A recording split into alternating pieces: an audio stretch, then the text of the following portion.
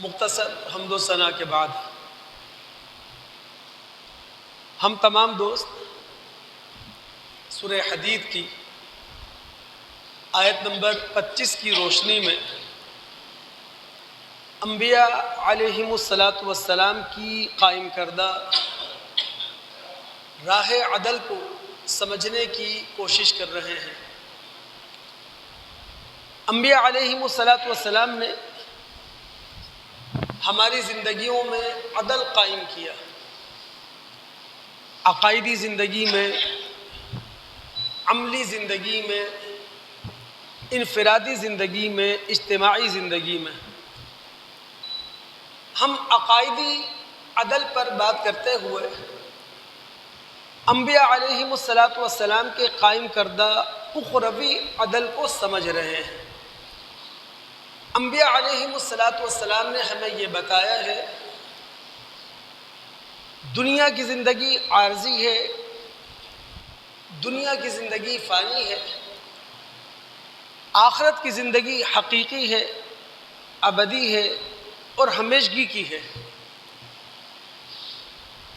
انبیاء علیہم الصلاۃ نے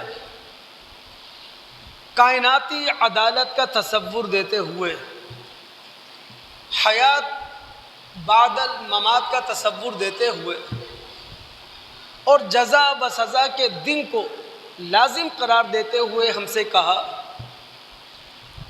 کہ کائناتی عدالت اللہ رب العالمین اس لیے لگائے گا، کائناتی عدالت کے بغیر انسان نامکمل ہے، کائنات ناتمام ہے۔ جب انسان اپنے 6 فٹ کے سراپا کا جائزہ لیتا ہے، اپنے سامنے پھیلی ہوئی کائنات اس کا مطالعہ کرتا ہے، اس کا مشاہدہ کرتا ہے اور وہ دیکھتا ہے اس کے اپنے 6 فٹ کے بدن میں پھیلی ہوئی کائنات میں گہری معنویت ہے، بے مثال نظم اور ترتیب ہے، بے مثال بے نظیر عقلیدس اور ریاضی ہے۔ خود اس کا وجود اور پوری کائنات کا وجود ریاضی کے اصولوں پر کھڑا ہے، ریاضی کے فارمولوں پر کھڑا ہے، اور پوری خلقت میں وہ حسن دیکھتا ہے، وہ خوبصورتی دیکھتا ہے۔ تو انسان اپنے آپ کو یہ کہنے پر بے بس پاتا ہے، مجبور پاتا ہے کہ یہ کائنات بے مقصد نہیں ہے، یہ کائنات بے غرض نہیں ہے، یہ کائنات بے غایت نہیں ہے۔ اللہ رب العالمین نے قرآن کے اندر یہ بات بار بار دہرائی ہے کہ یہ کائنات مقصود کائنات ہے، اس کائنات کا ایک مقصد ہے، اس کائنات کی ایک غرض ہے۔ ہم نے مطالعہ کیا تھا سورہ نحل کی آیت نمبر 85، سورہ حجر کی آیت نمبر 85 کا، کہ اللہ رب العالمین نے فرمایا وَمَا خَلَقْنَا السَّمَاوَاتِ وَالْأَرْضَ وَمَا بَيْنَهُمَا إِلَّا بِالْحَقِّ۔ ہم نے آسمان و زمین کو، کل کائنات کو برحق پیدا کیا، اور حق اس تھیوری کو کہا جاتا ہے جو اپنی کامیاب پریکٹیکل دے دے۔ حق کانکریٹ فارم کو کہا جاتا ہے، جب کوئی چیز ٹھوس شکل میں سامنے آ جائے وہ ہوتی ہے حق۔ تو آسمان و زمین کو ہم نے برحق پیدا کیا ہے، آسمان و زمین کو ہم نے با نتیجہ پیدا کیا ہے۔ یہی وجہ ہے کہ اللہ رب العالمین سورہ صاد کی آیت نمبر 27 میں فرماتے ہیں وَمَا خَلَقْنَا السَّمَاءَ وَالْأَرْضَ وَمَا بَيْنَهُمَا بَاطِلًا۔ ہم نے آسمان و زمین کو باطل پیدا نہیں کیا، بے نتیجہ پیدا نہیں کیا، بے فائدہ پیدا نہیں کیا، رزلٹ لیس پیدا نہیں کیا، بلکہ یہ کائنات اگر بنائی گئی ہے تو اس کا رزلٹ آئے گا جزا اور سزا کی شکل میں، کامیابی اور ناکامی کی شکل میں۔ یہی بات اللہ رب العالمین نے سورہ دخان کی آیات 38 اور 39 میں رب العالمین نے یہ بات کہی ہے۔ یہ کائنات کھیل تماشے کے لیے نہیں ہے، تفریح کے لیے نہیں ہے۔ اب اللہ رب العالمین کے الفاظ کیا ہیں؟ وَمَا خَلَقْنَا السَّمَاوَاتِ وَالْأَرْضَ وَمَا بَيْنَهُمَا لَاعِبِينَ مَا خَلَقْنَاهُمَا إِلَّا بِالْحَقِّ۔ ہم نے آسمان و زمین کھیل تماشے کے طور پر نہیں بنا دیے، دل لگی کے لیے نہیں بنا دی ہے، تفریح اٹھانے کے لیے نہیں بنا دیے، بلکہ برحق کائنات ہم نے بنائی ہے۔ یعنی یہ کائنات نہ تو رام کی لیلا ہے، یہ کائنات نہ بھگوانوں کی رزمگاہ ہے، یہ کائنات نہ کسی کھلنڈرے کا کھیل ہے۔ یعنی انسان یہاں بے مہار اونٹ بنا کر نہیں چھوڑ دیا گیا ہے کہ اس کی ناک میں لکیر، اس کی ناک میں کوئی نکیر نہیں ڈالی گئی ہے۔ انسان یہاں پیدا کیا گیا ہے ایک بہت بڑے مقصد سے، با نتیجہ رزلٹ کے لیے انسان یہاں تخلیق کیا گیا ہے، یہاں پیدا کیا گیا ہے۔ دوستو یہاں توجہ سے بات سمجھ لیں، دنیا بذات خود لعنت نہیں ہے۔ دنیا اور دنیا کی زندگی اللہ رب العالمین کی رحمت ہے، یہ اللہ رب العالمین کی عنایت ہے، یہ اللہ رب العالمین کی بخشش ہے۔ دنیا کی زندگی یہ اللہ رب العالمین کا فضل ہے۔ اللہ رب العالمین نے قرآن میں اسے خیر کہا ہے۔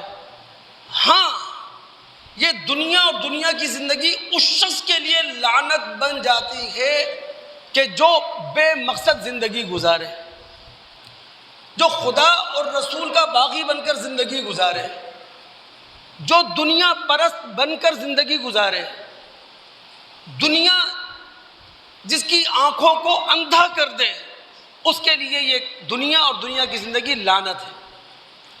اب اگر ہم مطالعہ کر سکیں سورہ حدید کی آیات 20 اور 21، وہاں رب العالمین فرماتے ہیں اعلموا انما الحیات الدنیا لعب ولہو وزینہ وتفاخر بینکم وتکاثر فی الاموال والاولاد۔ دنیا کی وہ زندگی جو خدا سے باغی بن کر گزاری جائے وہ کھیل اور تماشا ہے، وہ ٹیپ ٹاپ ہے، وہ زیب و زینت ہے، وہ آپسی فخر ہے، اور وہ لائف اسٹینڈرڈ میں دوسرے سے بڑھ جانا ہے۔ اور ایسی زندگی جو خدا سے باغی بن کر گزاری جائے اس کی مثال تو ایسی ہے، بارش ہوئی، زمین لہلہا اٹھی، پھر پکی ہوئی کھیتی زرد پڑ گئی، پھر بھس بن گئی۔ دنیا کی زندگی چاہے کتنی ہی رنگین ہو، دنیا کی زندگی میں چاہے کتنی ہی دلچسپیاں ہوں، لیکن دنیا کی زندگی ہے عارضی، دنیا کی زندگی ہے فانی۔ تو ہر شخص کے لیے یہ دنیا کی زندگی لعنت نہیں ہے۔ یاد رکھیے دنیا اور دنیا کی زندگی جو لعنت بنتی ہے وہ انسانی رویے سے بنتی ہے۔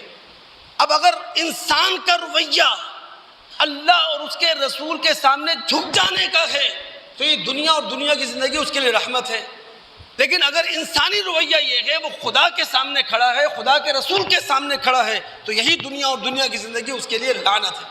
اسی لیے اگلی آیت میں اللہ تعالیٰ نے ہمیں تعلیم دیتے ہوئے کہا سابقوا الی مغفرۃ من ربکم وجنۃ عرضھا کعرض السماء والارض۔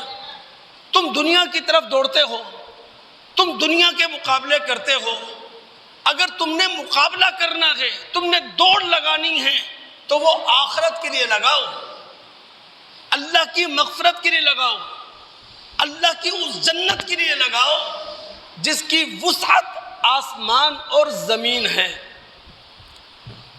دوستو دنیا اور دنیا کی نعمتیں یہ اللہ رب العالمین کی رحمت ہے، یہ اللہ رب العالمین کی عطا ہے، یہ اللہ رب العالمین کی خیر ہے، یہ اللہ رب العالمین کا فضل ہے۔ بندہ مومن اور بندہ رحمان کا معاملہ یہ ہونا چاہیے، توجہ سے، اللہ کی قسم، اگر اللہ اور اس کے رسول کے اس فرمان پر ہم عمل کر گئے، اللہ اور اس کے رسول کی اس ہدایت پر عمل کر گئے، آپ دیکھیے گا صرف اخروی نہیں، آپ کی دنیاوی زندگی بھی عالی شان ہوگی۔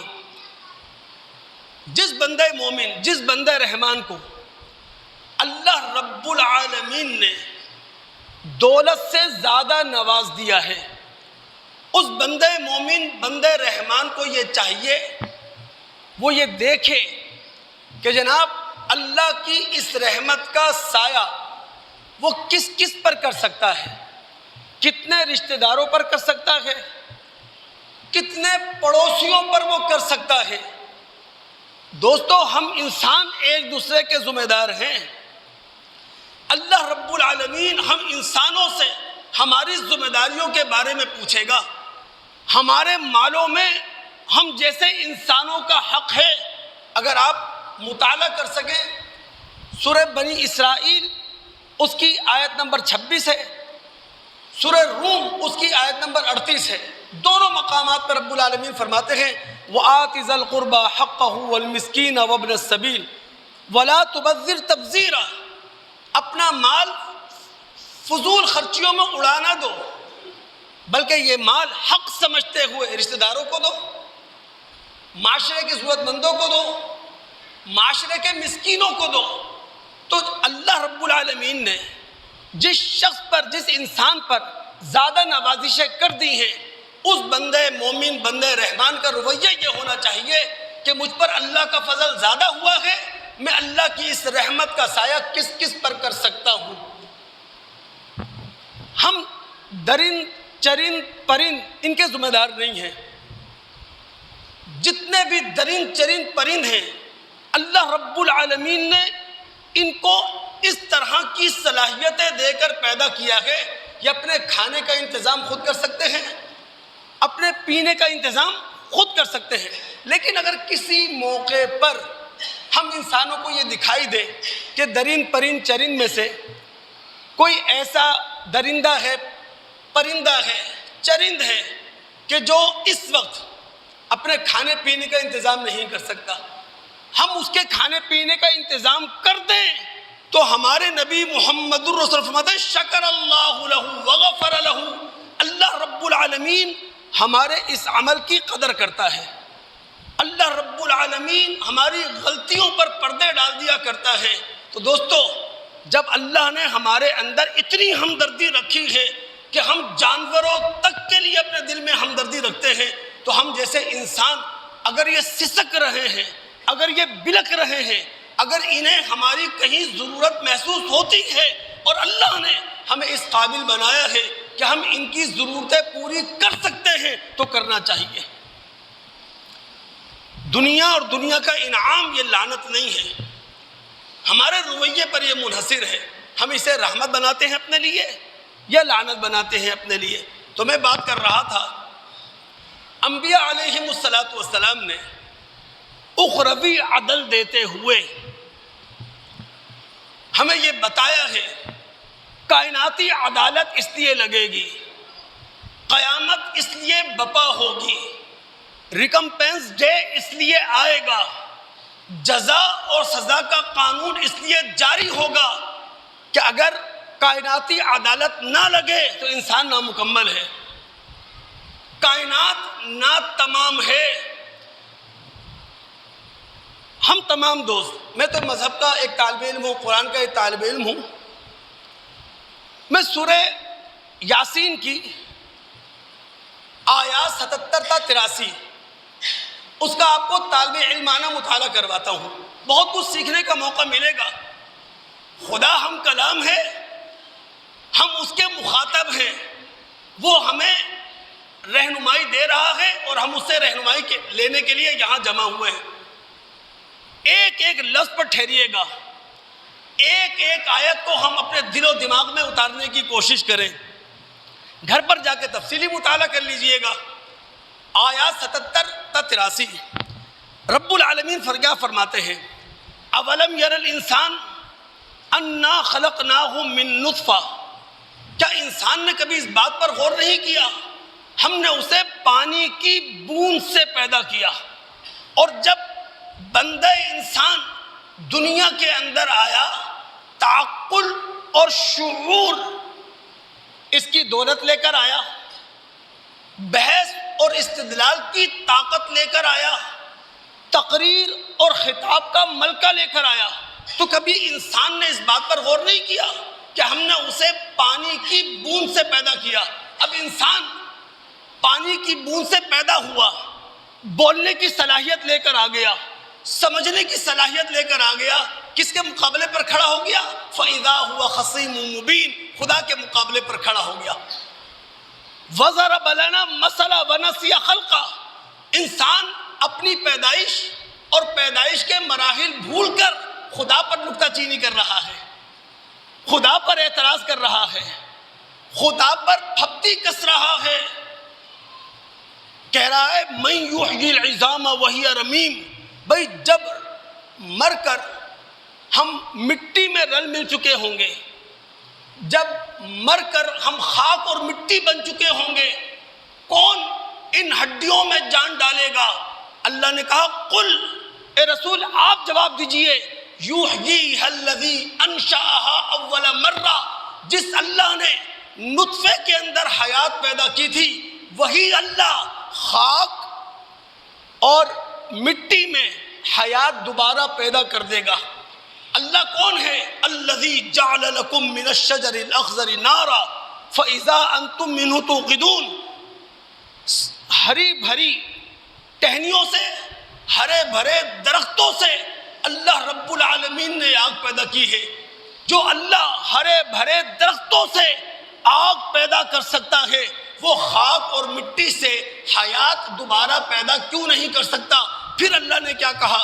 اولیس الذی خلق السماوات والارض بقادر علی ان یخلق مثلہم، کیا اللہ رب العالمین جس نے کائنات بنائی ہے، جس نے آسمان و زمین بنائے، میں نے آپ سے کبھی کہا تھا دریافت شدہ کائنات کے، پوری کائنات نہیں، دریافت شدہ کائنات کے ستارے اور سیارے اتنے زیادہ ہیں، اگر ہم انہیں گننے بیٹھیں تو 3 کھرب سال کی عمر چاہیے۔ دریافت شدہ کائنات کے ستارے سیارے گننے کے لیے 3 کھرب سال کی عمر چاہیے، اور جو کائنات دریافت نہیں ہوئی ہے وہ اس سے بہت زیادہ ہے۔ اللہ رب العالمین فرماتے ہیں جو اللہ کل کائنات کو پیدا کرنے والا ہے، کیا وہ انسان کو دوبارہ پیدا نہیں کر سکتا؟ کیا انسان کے اندر نئی روح نہیں پھونک سکتا؟ اللہ کا معاملہ تو یہ ہے انما امرہ اذا اراد شیئا ان یقول له کن فیکون۔ اللہ رب العالمین جب کسی کام کے کرنے کا ارادہ کرتا ہے، نہ اسے کسی کارخانے کی ضرورت ہے، نہ اسے کسی مشینری کی ضرورت ہے، نہ اسے کسی سرمایہ کی ضرورت ہے، نہ اسے کسی لیبر کی ضرورت ہے۔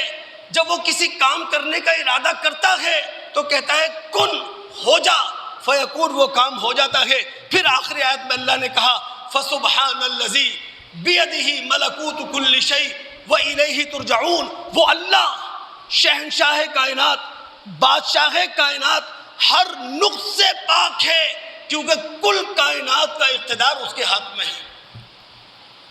تو اگر کائناتی عدالت نہ لگے، جزا اور سزا کا دن نہ ہو، تو انسان کی تخلیق نامکمل ہے، کائنات کی تخلیق نامکمل ہے۔ تو دوستو اسی لیے انبیاء علیہم السلام نے ہمیں یہ تعلیم دی ہے، دنیا کے اندر زندگی گزارو، ہستی زندگی گزارو، مسکراتی زندگی گزارو، ملنساری والی زندگی گزارو۔ اگر اللہ تعالیٰ نے تمہیں اپنے انعامات سے نوازا ہے، شاہانہ زندگی گزارو، لیکن آخرت کو مقصد بنا کر، آخرت تمہاری مقصود، آخرت تمہاری مطلوب، اور اس بات کا خوف ہو کہ کل قیامت کے دن خدا کے سامنے کٹہرے میں کھڑا ہونا ہے، اور شب و روز کا اللہ رب العالمین کو حساب دینا ہے۔ بات کو ہم آگے بڑھا رہے ہیں۔ پچھلے جمعے گفتگو کرتے ہوئے ہم نے ذکر چھیڑا تھا قیامت کب آئے گی، قیامت کیسے آئے گی۔ اب ایک مرحلہ ہم مزید سمجھ لیں بات کو نا۔ پہلی بات یہ سمجھیں، ہم سارے انسان کشاں کشاں بالجبر زبردستی قیامت کی طرف کھینچے جا رہے ہیں، کائناتی عدالت کی طرف چلتے چلے جا رہے ہیں۔ یعنی یوں کہہ لیں بچہ دنیا کے اندر آیا اور آخرت کا سفر شروع ہو گیا۔ یہ جو آخرت کا ہمارا سفر ہے نا، اس کا پہلا مرحلہ ہے موت۔ اور موت کسے کہتے ہیں؟ موت نام ہے انسانی شخصیت جسم سے الگ ہو جائے۔ جب انسانی شخصیت جسم سے الگ ہو جائے اب موت واقع ہو جاتی ہے۔ لیکن یہاں بات توجہ سمجھ لیں، اللہ رب العالمین نے روح قبض کرنے کے لیے ایک فرشتے کی ڈیوٹی لگائی ہے، مخصوص فرشتہ ہے۔ ہاں، اس ہیڈ، اس چیف، اس کے ماتحت ایک عملہ کام کرتا ہے۔ جو چیف اور ہیڈ ہے روح قبض کرنے والا، اس کا ذکر بھی اللہ رب العالمین نے قرآن میں کیا ہے۔ سورہ سجدہ اس کی آیت نمبر 12 رب العالمین فرماتے ہیں قُلْ يَتَوَفَّاكُمْ مَلَكُ الْمَوْتِ الَّذِي وُكِّلَ بِكُمْ ثُمَّ إِلَىٰ رَبِّكُمْ تُرْجَعُونَ۔ تمہاری روح وہ فرشتہ قبض کرتا ہے جس فرشتے کی ڈیوٹی اللہ رب العالمین نے لگا رکھی ہے۔ وہ فرشتہ اپنے ماتحتوں کے تحت، ماتحت عملے کے تحت تمہاری روح قبض کرنے کے بعد اللہ رب العالمین تک پہنچا دیا کرتا ہے۔ اور مخصوص فرشتہ جو روح قبض کیا کرتا ہے، اس کے ماتحت جو عملہ کام کرتا ہے، قرآن میں 3 مقامات پر اس کا ذکر ہے۔ سورہ نساء آیت نمبر 97، سورہ انعام آیت نمبر 93، سورہ نحل آیت نمبر 28۔ یہ پہلا مرحلہ ہے آخرت کے سفر کا، موت۔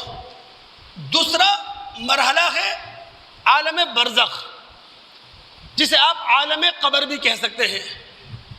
میں مذہب کا ایک طالب علم ہونے کے ناطے یہ رائے رکھتا ہوں، قرآن میں اور حدیثوں میں جو قبر کا لفظ آیا ہے وہ مجازاً عالم برزخ کے لیے آیا ہے۔ آپ اسے عالم برزخ کہیں، آپ اسے عالم قبر کہیں، بات ایک ہی ہے۔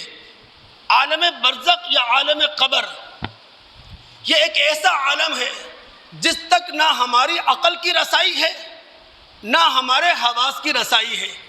اب نبی علیہ السلام نے عالم قبر یا عالم برزخ کے حوالے سے جو باتیں ہمیں دے دی ہیں، جو باتیں ہمیں بتا دی ہیں، وہ اس لیے تاکہ ہم اس عالم کی تیاری کریں، عالم قبر اور عالم برزخ کی تیاری کریں۔ لیکن ہوا کیا؟ جب مسلمان دور زوال میں آئے تو وہاں انہوں نے بحثوں کو الجھا دیا۔ مثال کے طور پر نبی علیہ السلام نے اگر یہ بات کہی کہ جب مرنے والے کو زمین میں دفن کر دیا جاتا ہے، تدفین کے بعد خونی رشتہ دار، قریبی رشتہ دار اور تعلق دار وہ پیٹ پھیر کر واپس جانے لگتے ہیں، تو آپ نے فرمایا کہ جب خونی رشتہ دار، قریبی رشتہ دار یا تعلق دار تدفین کے بعد واپس جاتے ہیں تو مردہ ان جانے والوں کے قدموں کی آہٹ سنا کرتا ہے۔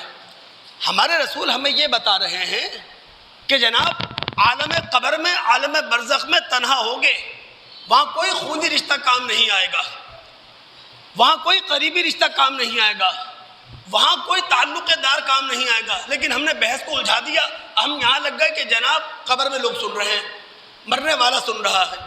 حالانکہ ہمارے رسول صلی اللہ علیہ وسلم نے عالم برزخ یا عالم قبر کے حوالے سے جو کچھ بتایا وہ ایسا عالم جس تک نہ ہماری عقل کی رسائی، جس تک نہ ہمارے حواس کی رسائی، رسول نے جو کچھ بتایا وہ اس لیے تاکہ ہم اس عالم کے لیے اپنے آپ کو تیار کریں۔ اب بات آگے بڑھاتے ہیں، میں پھر اپنی بات دہرا دوں۔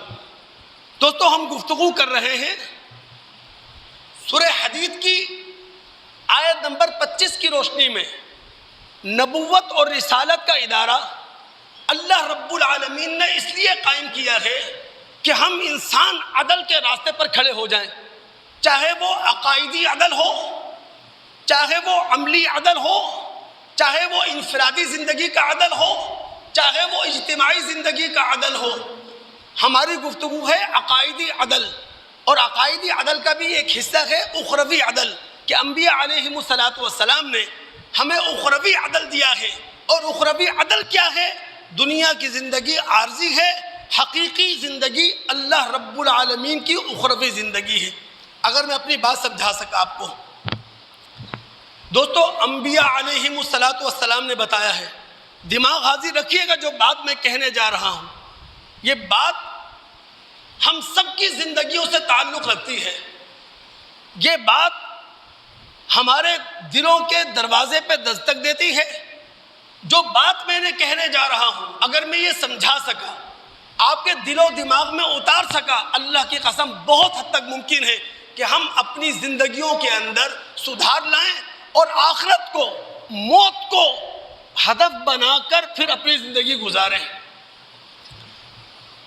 انبیاء علیہم السلام نے ہمیں بتایا ہے کائناتی عدالت اس لیے لگے گی، جزا اور سزا کا دن اس لیے واقع ہوگا، ریکمپینس ڈے اس لیے آئے گا، اللہ رب العالمین فرشتوں کے جھرمٹ میں عدالت اس لیے لگائیں گے کہ یہ اللہ رب العالمین کی صفات یعنی صفات الہیہ کا تقاضا ہے۔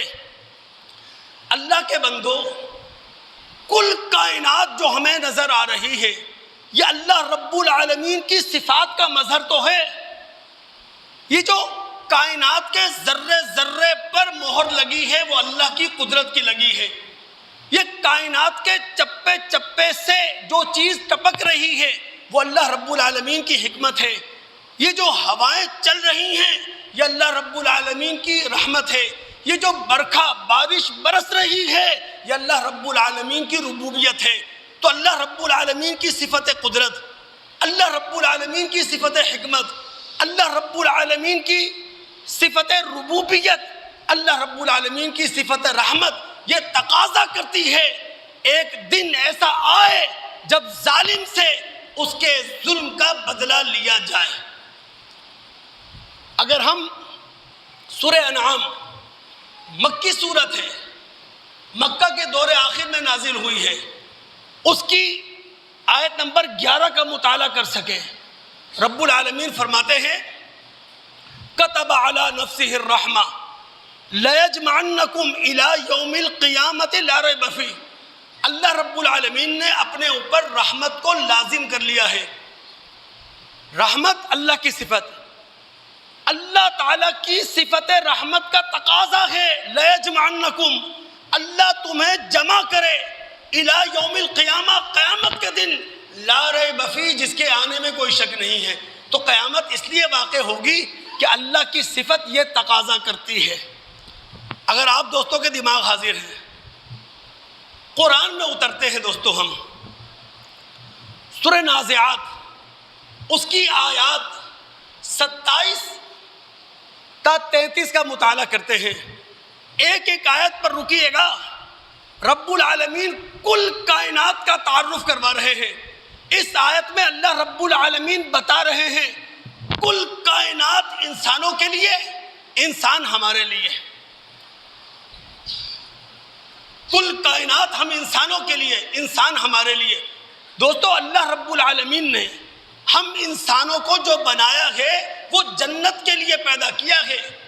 اللہ رب العالمین کا ہم انسانوں کے لیے جو تخلیقی منصوبہ ہے وہ ہے آسمانی بادشاہت، وہ ہے ابدی بادشاہت۔ شرط صرف اتنی ہے، دنیا کے اندر ہماری مرضی کے مطابق زندگی گزارو۔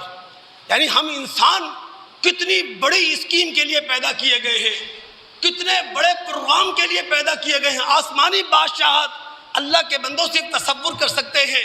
کبھی وائٹ ہاؤس کی معمولی سی ہلکی سی زندگی کا مطالعہ کریں، آپ ماضی میں اتر جائیں، وہ بادشاہ جو ہاتھی کے رتھ پر سوار ہو کر سفر کیا کرتے تھے، ماضی میں جھانک کر دیکھ لیں، اللہ کی قسم، چاہے ماضی کا بادشاہ ہو، آج کا وائٹ ہاؤس کا صدر ہو، ان کی زندگیاں کچرا ہیں آسمانی بادشاہت کے مقابلے میں۔ اور اللہ نے ہم انسانوں کو کس کے لیے پیدا کیا ہے؟ آسمانی بادشاہت کے لیے، آسمانی جنت کے لیے۔ لیکن شرط ایک ہی ہے، اللہ کی مرضی کے مطابق زندگی گزارو۔ کائناتی عدالت کیوں لگے گی؟ اللہ کی صفات کا تقاضا ہے۔ دماغ حاضر ہے آپ کے؟ سورہ نازعات آیات 27 تا 33 ہم مطالعہ کرتے ہیں۔ رب العالمین فرماتے ہیں أَأَنْتُمْ أَشَدُّ خَلْقًا أَمِ السَّمَاءُ بَنَاهَا، بھئی تمہاری تخلیق یہ زیادہ سخت ہے یا آسمان کی تخلیق زیادہ سخت ہے؟ آسمان سے مراد یہاں کائنات، یعنی کائنات کی تخلیق بڑی ہے یا تم انسانوں میں سے کسی انسان کی تخلیق بڑی ہے؟ خود انسان کہے گا کائنات کی تخلیق بڑی ہے۔ رفع سمکہا فسواہا، اللہ نے آسمان کی چھت کو بلند کیا، اس میں توازن پیدا کیا۔ وَأَغْطَشَ لَيْلَهَا وَأَخْرَجَ ضُحَاهَا، اللہ رب العالمین نے آسمان کی رات کو ڈھانپ دیا، آسمان کے دن کو نکالا۔ وَالْأَرْضَ بَعْدَ ذَلِكَ دَحَاهَا، اللہ رب العالمین نے زمین کو بچھایا۔ اخرج منها ماءها ومرعاها، پھر زمین کے پانی کو اللہ نے نکالا، زمین کے چارے کو اللہ رب العالمین نے نکالا۔ والجبال ارساها، اللہ رب العالمین نے زمین کو بیلنس کرنے کے لیے میخوں کے طور پر پہاڑ اس میں گاڑ دیے۔ یہ سارے کام اللہ نے کیوں کیے؟ متاعا لکم ولانعامکم، تمہاری زندگی کا سامان کرنے کے لیے، تمہارے چوپاؤں کی زندگی کا سامان کرنے کے لیے۔ تو جو اللہ تمہاری ایک ایک ضرورت کا خیال رکھنے والا ہے، تو کیا تم اس خدا کو جواب دہ نہیں ہو؟ جو اللہ اپنی ایک ایک نعمت سے تمہیں نوازنے والا ہے، کیا تم اس خدا کے سامنے کھڑے ہونے والے نہیں ہو؟ تو کائناتی عدالت اس لیے لگے گی، جزا اور سزا کا دن اس لیے واقع ہوگا۔ اللہ کی صفات، صفت رحمت، صفت قدرت، صفت حکمت، صفت ربوبیت یہ تقاضا کرتی ہے ایک دن ایسا آئے تم رب العالمین کو اس کے انعامات اور احسانات کا جواب دو۔ اگر دوستوں کے دماغ حاضر ہے، ایک بات کروں، آپ نے کبھی غور کیا اس بات پر کہ آخر ہمارے نبی محمد الرسول اللہ صلی اللہ علیہ وسلم نے یہ کیوں کہا کہ جناب جب دسترخوان پر بیٹھو، کھانا کھانے لگو تو پہلے بسم اللہ پڑھو، اور اگر غفلت سے بھول جاؤ، درمیان میں یاد آئے تو پھر بسم اللہ اولہ آخرہ پڑھو۔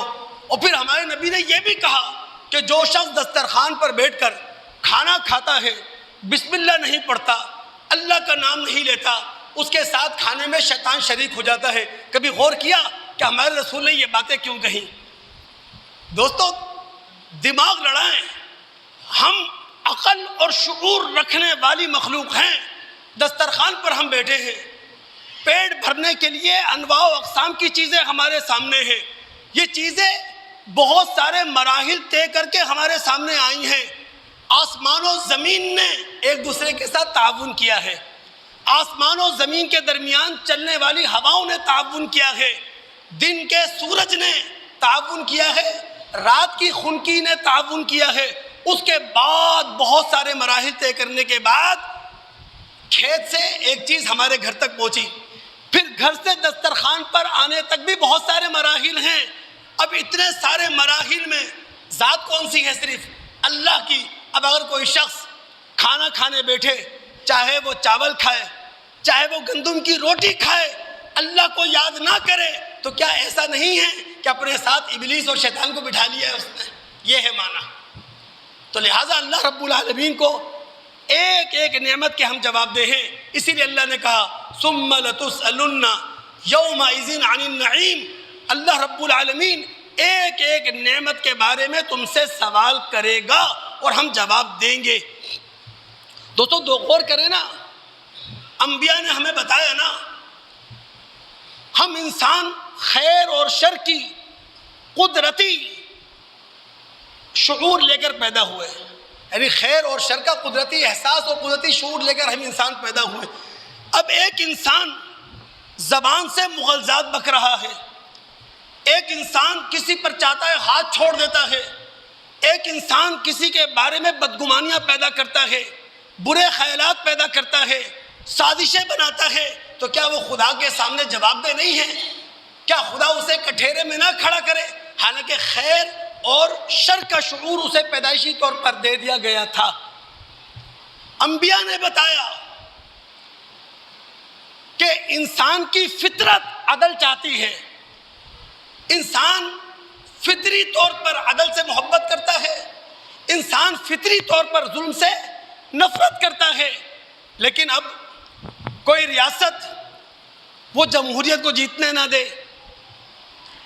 وہ عوام کی رائے کا گلا گھونٹ دے، کوئی ریاست عوام کو آزادانہ فیصلہ نہ کرنا دے،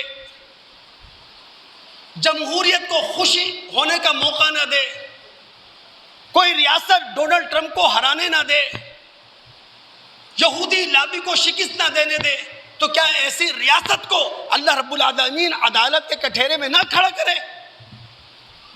وہ ریاستی ادارے جو خدائی کے دعوے دار ہوں، جو قانون کا غلط استعمال کریں، جو قانون کی چھتری تلے پاکستانی نوجوانوں کو ہیروئنچی بنائیں، انہیں ہیروئن پلائیں، انہیں ماوا کھلائیں، شراب کی دکانوں کے باہر ان کی لائنیں لگوا دیں، تو کیا خدا ایسے ریاستی ادارے کو عدالت میں نہ کھڑا کرے پوچھ گچھ کے لیے؟ وہ حکومتیں جو عوام کو بھیڑ بکری بنا دیں، وہ حکومتیں جنہیں عوامی مسائل سے دلچسپی نہ ہو، جو صرف آئینی ترمیمات کا کھیل کھیلیں اپنے مفادات کے لیے اور عوام سسکتی ہوئی زندگی گزاریں، ظلم کی چکی میں پیسی جا رہی ہو، ان کی عیاشیاں ختم نہ ہوں، حکومتیں روزانہ ریاستی مشینری چلانے کے لیے اربوں روپے قرض لے رہی ہوں، لیکن ان کا پروٹوکول ختم نہ ہو رہا ہو، ان کی عیاشی دم نہ توڑ رہی ہو، تو کیا خدا ایسی حکومتوں کو، حکومتی نمائندوں کو عدالت میں کھڑا کر کے ان سے نہ پوچھے؟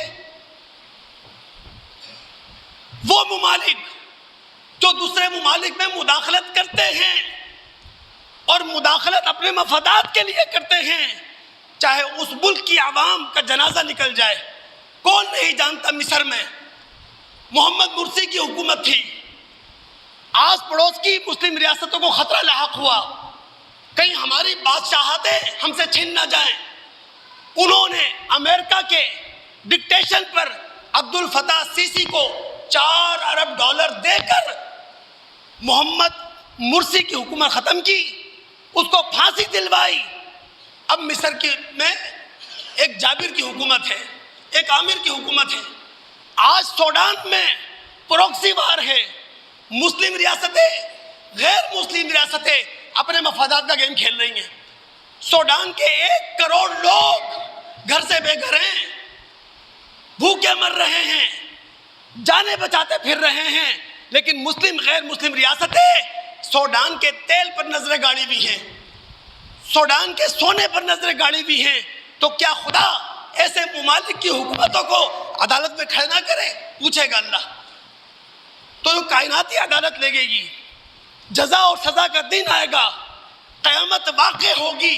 وہ اس لیے تاکہ جو عدالت پسند لوگ ہیں اللہ تعالیٰ انہیں جزا دے، جو ظلم پسند لوگ ہیں اللہ رب العالمین انہیں سزا دے۔ میرا موضوع جاری ہے۔ انبیاء علیہم السلام نے